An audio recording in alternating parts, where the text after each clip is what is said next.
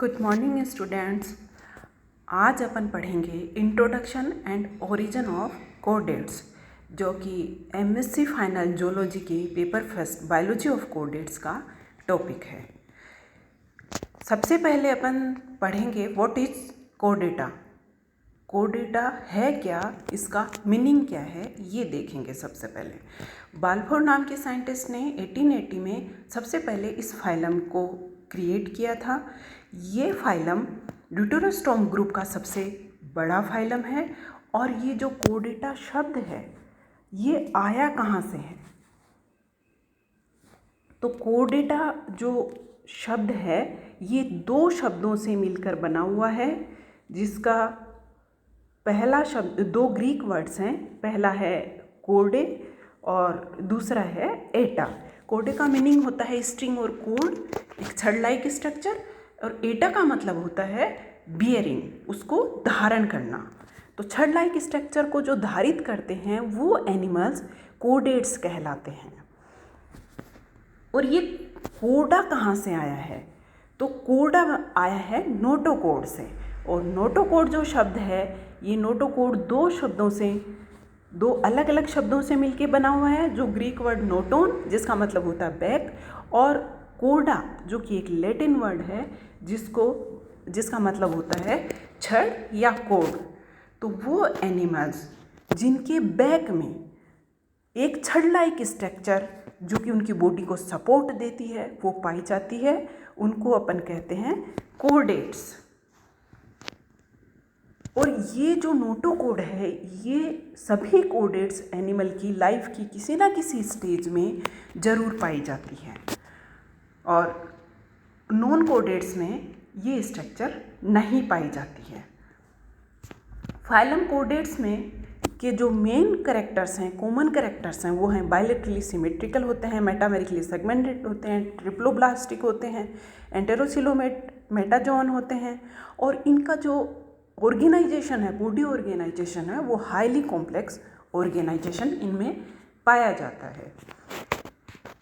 इस फाइलम की खास बात यह है कि ये most heterogeneous and diversified group है एनिमल किंगडम का। इसमें सबसे ज़्यादा कॉम्प्लेक्स बॉडी ऑर्गेनाइजेशन और डाइवर्सिटी पाई जाती है। इस फाइलम में माइन्यूट एनिमल्स जैसे सिफेलोडिस्कस, बेलेनोग्लोसस, डिजनरेट, ड्यूनिकेट्स, एम्फियोक्सस ये पाए जाते हैं। और ट्रू वर्टिब्रेट्स भी इसमें पाए जाते हैं, जैसे fishes, amphibians, reptiles, birds and mammals. और ये सभी एनिमल्स आपस में बहुत ज़्यादा डिफरेंट होते हैं, एक दूसरे से बहुत कम मिलते हैं। इन कॉमन कैरेक्टर्स के अलावा इनकी जो फंडामेंटल कैरेक्टर हैं कोडेट ग्रुप की, कोडेटा फाइलम के, वो मेनली 3 बेसिक और फंडामेंटल कैरेक्टर्स इसमें पाए जाते हैं। वो इन्हें की कैरेक्टर्स भी कहते हैं कोडेट्स के, कि ये जिनकी किसी भी एनिमल की लाइफ में किसी ना किसी स्टेज में, लाइफ की स्टेज में पाए जाते हैं, उन्हीं एनिमल्स को कोडेट्स कहते हैं। जिसमें सबसे पहला कैरेक्टर है, फंडामेंटल कैरेक्टर कोडेट्स का है, प्रेजेंस ऑफ नोटोकोड और कोडा डोर्सैलिस। नोटोकोड का पाया जाना, और नोटोकोड को कोडा डोर्सैलिस भी कहते हैं। दूसरा कैरेक्टर है इसका डोर्सल होलो नर्व कोड को का पाया जाना। और तीसरा फंडामेंटल कैरेक्टर है फेरेंजियल गिल स्लिट्स या ब्रेंकियल स्लिट्स का पाया जाना, फेरेंजियल क्लेफ्ट का पाया जाना। और इसके साथ साथ पोस्ट एनल टेल भी जो कोडेट्स हैं उनका कैरेक्टर होता है। और ये पाए कहाँ जाते हैं? ये जो फंडामेंटल स्ट्रक्चर है, जो कि कोडेट की बेसिक कैरेक्टर है, ये बॉडी में कहाँ पाए जाते हैं? तो नोटोकोड है जो कोडा डोर्सैलिस है, ये पाई जाती है, जैसा कि अपन इस डायग्राम में देख रहे हैं। नोटोकोड एलिमेंट्री कैनाल और जो होलो नर्व कोड है उसके बीच में बैक में पाई जाती है। और ये एक solid unsegmented flexible axial road के रूप में होती है जो बॉडी की पूरी लेंथ में पाई जाती है। और notochord primitive internal structure skeleton की स्ट्रक्चर होती है। ये सेंट्रल नर्वस सिस्टम को सपोर्ट करती है और सेगमेंटेड मसल्स को सपोर्ट करती है। जो वर्टिब्रेट्स हैं उसमें नोटोकॉर्ड कंप्लीटली रिप्लेस कर दी जाती है वर्टिब्रल कॉलम से, इसलिए उनको वर्टिब्रेट्स कहते हैं। अब है presence of dorsal nerve cord. तो डोर्सल नर्व कॉर्ड एक होलो नर्व कॉर्ड होती है जो ट्यूब के रूप में, होलो ट्यूब के रूप में पाई जाती है और मिड डोर्सली नोटोकॉर्ड के ऊपर और बॉडी वॉल के नीचे ये पाई जाती है। इसका ओरिजिन एक्टोडर्मल होता है और इसके बीच में जो ग्रूव पाई जाती है उसको न्यूरोसील कहते हैं। ये पाई जाती है, जैसा कि अपन डायग्राम में देख रहे हैं, जो नर्व कॉर्ड है डोर्सल नर्व कॉर्ड, ये पाई जाती है बॉडी वॉल और नोटोकॉर्ड के बीच में। अब इसका थर्ड फंडामेंटल बेसिक कैरेक्टर है presence of pharyngeal gill slits. तो फेरेंजियल गिल स्लिट्स जो हैं, जिन्हें ब्रेंकियल क्लेफ्ट भी कहते हैं, ये भी किसी ना किसी स्टेज में, लाइफ की किसी ना किसी स्टेज में कोडेड एनिमल्स में पाई जाती है, जो कि these are formed as perforation in the laterally of pharynx and open to the exterior, जो कि फेरिंग्स में खुलती हैं। और ये जो लोअर कोडेट्स होते हैं उनमें तो लाइफ की पूरी लाइफ में पाई जाती है। धीरे धीरे क्या होता है कि ये जैसे वर्टिब्रेट्स आते हैं तो वर्टिब्रेट्स में जो लोअर वर्टिब्रेट्स हैं जैसे कि फिशेज हैं, उनमें गिल क्लेफ्ट पाई जाती हैं जो कि गिल्स में कन्वर्ट हो जाती हैं। और हायर कोडेट जो होते हैं, वो हायर वर्टिब्रेट्स होते हैं, उनमें उनकी एम्ब्रियोलॉजिकल स्टेज में तो एम्ब्रियो में तो ये पाई जाती हैं और फिर ये गिल्स स्लिट्स में कन्वर्ट होके और अल्टीमेटली वो लंग्स में मॉडिफाई हो जाती हैं। इनकी जो पोजीशन है, ये फेरेंजियल गिल स्लिट्स की पोजीशन होती है यहाँ पे। जो बॉडी का एंटीरियर पार्ट होता है, एंटीरियर पार्ट में फेरिंग्स में होती है। और एक basic character post anal tail chordates का और होता है, जो कि कोडेट्स वजह से post anal muscular tail containing extension of the notochord and nerve cord. ये वर्टिब्रेट्स में का फीचर है, पर ये एडल्ट स्टेज में हो भी सकती है प्रेजेंट और नहीं भी हो सकती है। इन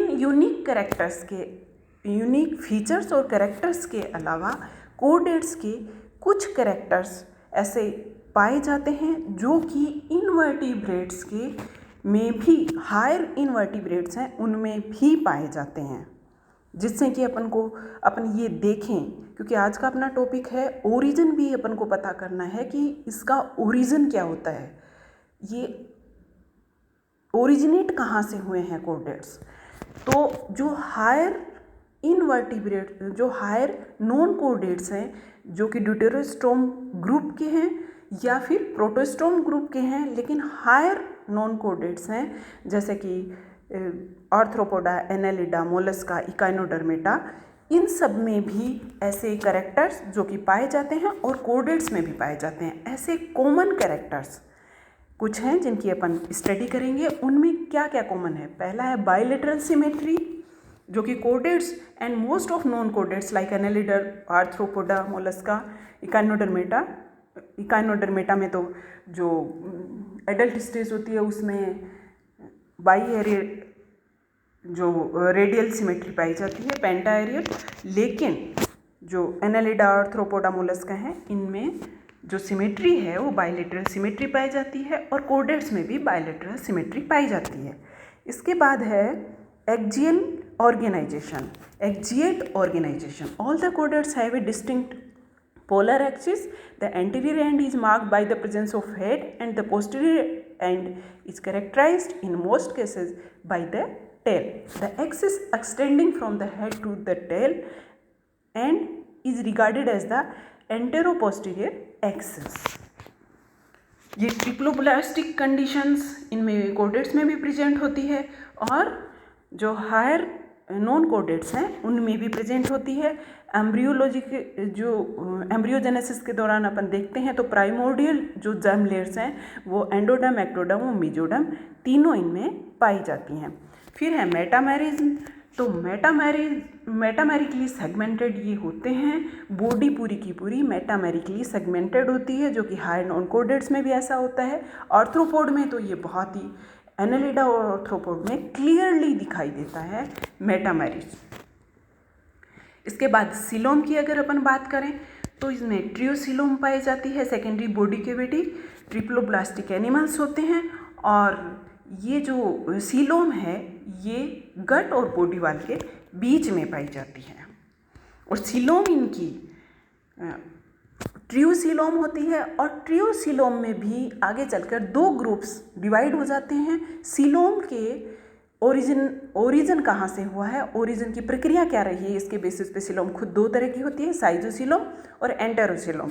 तो अगर अपन बात हायर नॉन कोडेट्स की और कोडेट्स की करें तो हायर कोडेट्स नॉन कोडेट्स हैं उनमें दोनों तरह की सीलोम पाई जाती है, ट्रियोसिलोम, साइजोसिलस ग्रुप भी है और एंटेरोसिलस ग्रुप भी है। लेकिन जो कोडेट हैं उनमें एंटेरोसिलस जो सिलोम है वो पाई जाती है। साइजोसिलस सिलोम में और एंटेरोसिलस सिलोम में डिफरेंस क्या है कि साइजोसिलस जो सिलोम है उसका ओरिजिन होता है जो कि मेसोडर्म से बनती कैसे है। मेसोडर्म का जो एक सेल्स का ग्रुप होता है उसमें स्प्लिटिंग होके जो सिलोम है उसका निर्माण होता है। और जो एंटेरोसिलस होते हैं उसमें इसका निर्माण होता है पाउचेज के रूप में, कि जो पाउचेज के रूप में निकलती है, अराइज होती है और फिर वो कंप्लीट सिलोम का निर्माण कर लेती है। जो मेसोडर्म है उसका निर्माण होता है एंटेरोसिलस टाइप। अब एम्ब्रियोनिक डेवलपमेंट।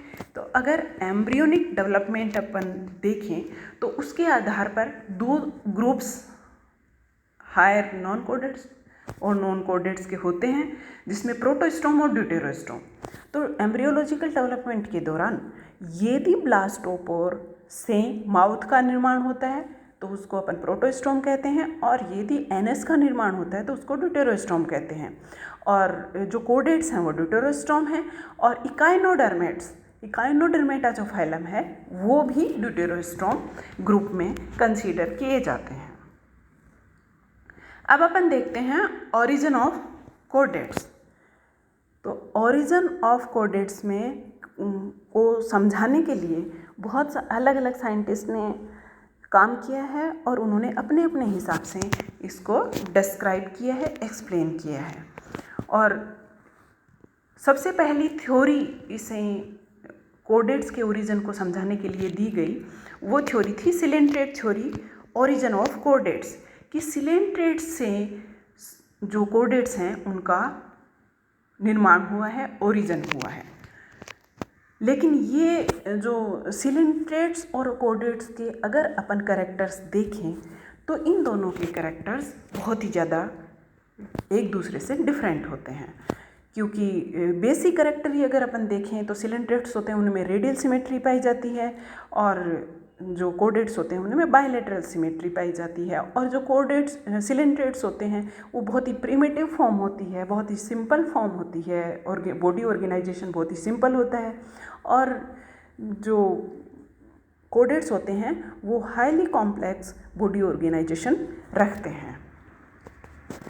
तो इस थ्योरी में सिर्फ ये बताया गया था कि सिलेंट्रेट्स जो हैं वो सबसे पहले ट्रिप्लोब्लास्टिक जो एनिमल्स इवोल्व हुए थे वो थे, और ट्रिप्लोब्लास्टिक ही कोडेट्स तक स्ट्रक्चर चलती है। इसलिए सिलेंट्रेट्स में धीरे धीरे टाइम के साथ डेवलपमेंट होकर कोडेट्स का निर्माण हुआ है, लेकिन ये थ्योरी ज़्यादा मान्य नहीं है। अब दूसरी थ्योरी है एनालिड थ्योरी, ओरिजिन ऑफ कोडेट्स। कुछ साइंटिस्ट हैं जिन्होंने ये सजेस्ट किया कि एनालिडा से कोडेट्स का निर्माण हुआ, क्योंकि एनालिड में भी कुछ कैरेक्टर्स हैं जो जो कोडेट्स के समान पाए जाते हैं, जैसे कि बायलैटरल सिमेट्री, मेटामेरिज्म, हेड और lateral coelom, complete digestive tract, close circulatory system, haemoglobin etcetera, जो कि कोडेट्स में भी पाए जाते हैं। लेकिन इनमें जो मेन डिफरेंस है एनालिड्स और कोडेट्स, उनमें है जो एनालिड्स होते हैं वो प्रोटोस्टोम ग्रुप के होते हैं और जो कोडेट्स हैं वो ड्यूटेरोस्टोम ग्रुप के होते हैं। इसके साथ ही सीलोम का जो ओरिजिन है वो भी दोनों में डिफरेंट है। एनालिड में जैसा कि आप पहले भी पढ़ चुके हैं कि साइजोसिलस टाइप की सीलोम पाई जाती है और कोडेट्स में जो सीलोम पाई जाती है वो पाई जाती है एंटेरोसिलस टाइप की।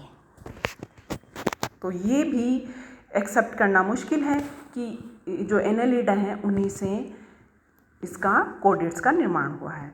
इसके बाद जो थ्योरी आई वो आई echinoderm hemichordate theory, origin of कोडेट्स।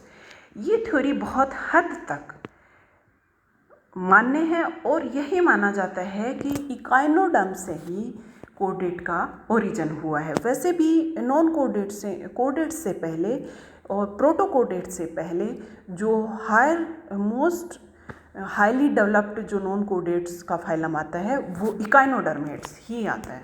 और इकाइनोडर्मेट्स और कोडेट्स के अधिकतर कैरेक्टर्स, जो बेसिक कैरेक्टर्स हैं, कॉमन कैरेक्टर्स हैं, वो सेम है। जैसे कि दोनों ही ड्यूटेरोस्टोम ग्रुप में आते हैं इकाइनोडर्म और जो कोडेट्स हैं, और दोनों में ही जो सीलोम है एंटेरोसिलस टाइप सीलोम पाई जाती है। बाकी बेसिक कैरेक्टर्स भी कॉमन कैरेक्टर पाए जाते हैं।